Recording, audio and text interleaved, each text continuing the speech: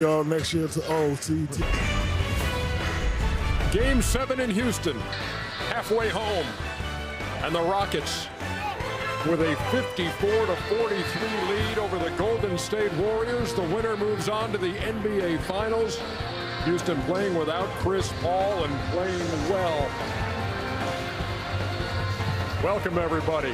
American Express halftime report. Ernie Johnson, Shaquille O'Neal, Kenny the Jet Smith, and Charles Barkley. All you really needed to hear about Golden State's performance early came from Steve Kerr in his between quarters interview with David Aldridge. It was short. Steve, what did you see from your team in the first quarter? I saw one of the worst quarters of basketball we've ever played, and we're down 5 points. So if we can get our act together, we'll be fine. Thing is, Charles, they haven't gotten their act together. Well, you got to give the Rockets credit. They're playing with great energy, great emotion. The crowd is giving them a great lift. That was a fantastic half of basketball. But then you say to yourself, oh, that kind of looked like the last game. The third quarter is going to decide this game, man. It's going to be interesting because they got that thing in the back of their mind, what happened. But they played a perfect first half tonight. They were up 17 in Game 6, led by 10 at the half.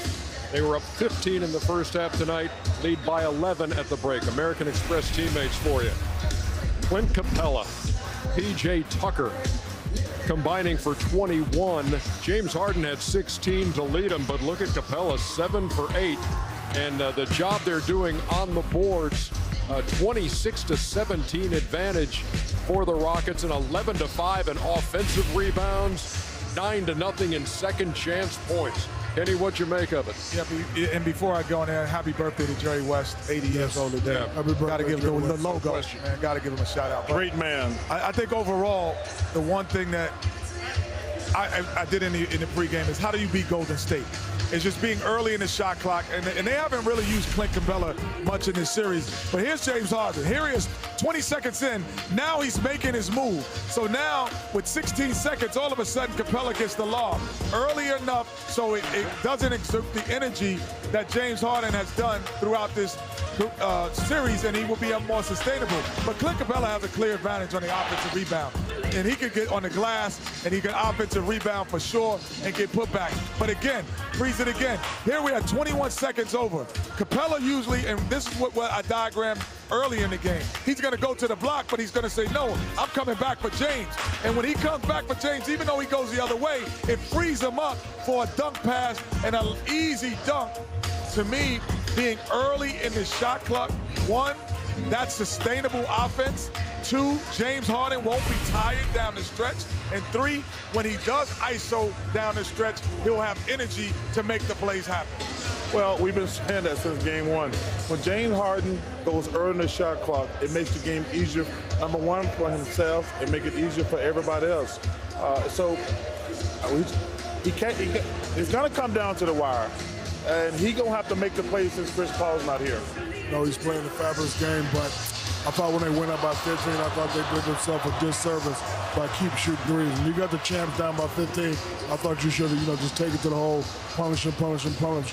We all know 11-point lead is not enough. Champs can get hot at any time. Well, one good advantage, Steve Kerr made just a bad decision with Klay Thompson. He's their best defender on James Harden. And it's going to come down the wire. He let him get 3 fouls the first quarter. He had 2 fouls within the first minute. But they have 3 fouls at the end of the first quarter. He's not going to be able to play aggressively when they need him. But they've been trying to hide him on P.J. Tucker and been getting away with it. So when the game's on the line, he's their best defender. And that James going to have a huge advantage. He won't be able to play defense like he normally does. And I think also, they're missing the rim protector. And sometimes I still look at it if Steve, JaVale McGee. The guy finishes around the rim. He blocks shots. He's a little bit more active. Even though he hasn't played much in this series, he may be a key down the stretch. Oh, Ernie, I got to give my man Mike D'Antoni some credit, too. He hasn't played a couple extra guys. Oh, my God, ISO Joe got in the game. Brian Anderson and Joe Johnson got in there in the first half. And really just, it's like buying time lineup there because he gives James Harden a chance to rest. Listen to this. This is how important it was. I got a text from Michael Jordan said, ISO Joe is in the game. So he also thought. So that's when it gets the real GOAT of the game. Way to drop that name, though. No, we played it. Name dropper. Yeah, you know. My bad.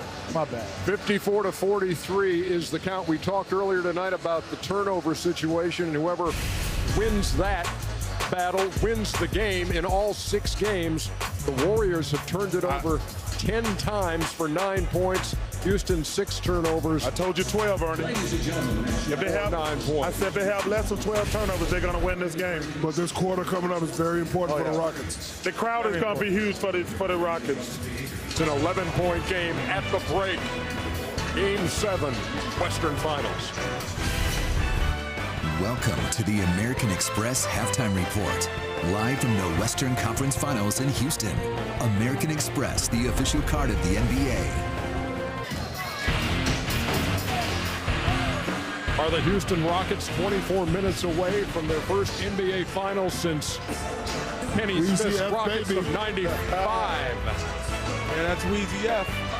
Yes, we're going to see. I think, you know, they are playing the correct game. Yeah. Your pocket square looks like 2 Twinkies. That's all right, brother. Stetson, you must be hungry. We're worried about the game right now, but the one thing... They do. That's a great observation. I'll tell you what. The one thing we have to do... If those were Twinkies, they wouldn't have survived this long. I'm not a Twinkie guy, Ernie. You know better. Yeah, Ernie, we don't eat Twinkies. We eat ding-dongs. Tell them, Chuck, ding-dongs. I'm a honey bun guy. You've been watching the American Express Halftime Report, live from the Western Conference Finals in Houston. American Express, the official card of the NBA. Grip on and off the court. A 54-43 lead for the Rockets over the Warriors in this game 7 of the Western Conference Final. You look at the numbers, 10 turnovers committed by Golden State. They're being out-rebounded 26-17. And Houston is just out-hustling the Warriors. Yeah, you just said it. 10 rebounds and all the stats you just gave, and that just shows that that's what they did on their hustle plays. How about this, though? 10 steals as well for the Rockets. Active hands. Hart just 5 for 15 from the field. Shoots for 3. Well, let's remember throughout this series, the third quarter for the Warriors, they've been a plus 50. It's usually been their big quarter, and we saw that in Game 6. Thompson running off Harden for the shot.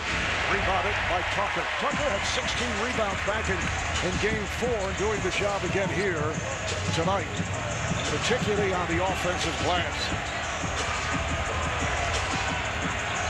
Opening minute, third quarter. Harden now played by Looney. Got the step and score. Gotta play him to his right. I know easier said than done, but he's setting you up with a couple dribbles to his right to get back to his left. With the big man Looney, you gotta stay on that right side.